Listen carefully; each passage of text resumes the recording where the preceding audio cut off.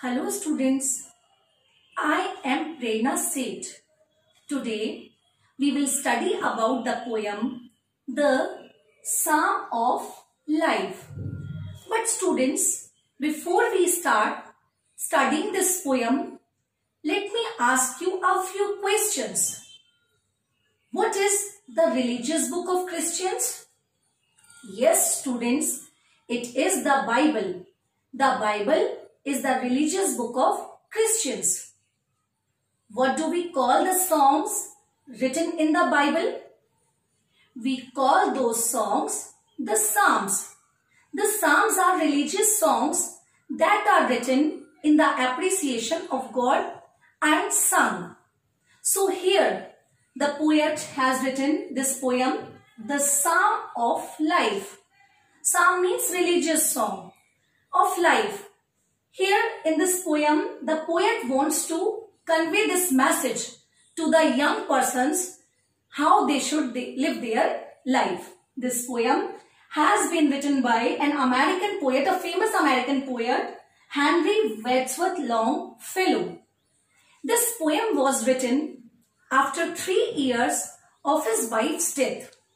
Although he is strong enough to tackle the situations and difficulties in his life, yet through this poem, he not only inspires himself but also the millions of readers how they should live their life and handle the situations of life bravely.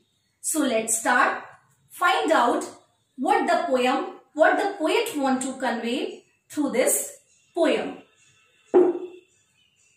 The Psalm of Life contradicts with the idea that life is nothing but dust and one day will end up as dust.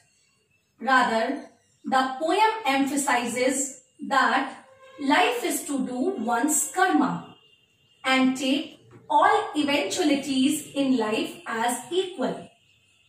It is a religious or sacred song where the poet glorifies life and its possibilities. It is an invocation to mankind to follow the path of righteousness, the right way to live this life. This poem has 9 stanzas. There are only 4 stanzas in your course. Here, the speaker, who is a young man, responds to the biblical teachings that this human life is not important and that we are made of dust. So we may take it as a psalm in response to a psalm. So students, you have understood that this poem is very positive in its attitude, and this shows the poet's positive attitude towards life. So let's start reciting this poem. Life is real. Life is earnest. And the grave is not its goal. Dust thou art, to dust returnest, was not spoken of the soul. Here are some difficult words. Earnest, the meaning of earnest is serious. Grave. Grave means the place where a dead body is buried. Goal. Goal means aim or purpose. So students, let's start understand this poem. Through the very first line, life is real, life is earnest. Through this line, the poet wants to convey this message that this life is serious. This life is real. It is not useless or baseless. So we should take life seriously. The second line, and the grave is not its goal. Grave means death. Death is not the purpose of life. As students, you know, our body dies, but our work remains alive even after our death, and our good works make us immortal. So students, death is not the ultimate end of life. We are not born to die. Dust thou art, to dust returnest. You have heard your elders saying that our body is made up of dust and after death it will mix into dust.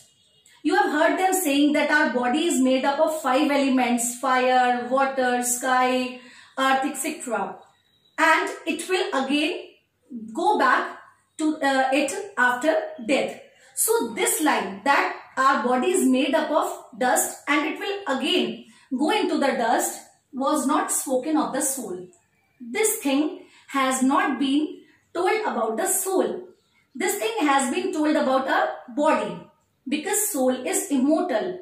It is everlasting. It never dies. Clear, students?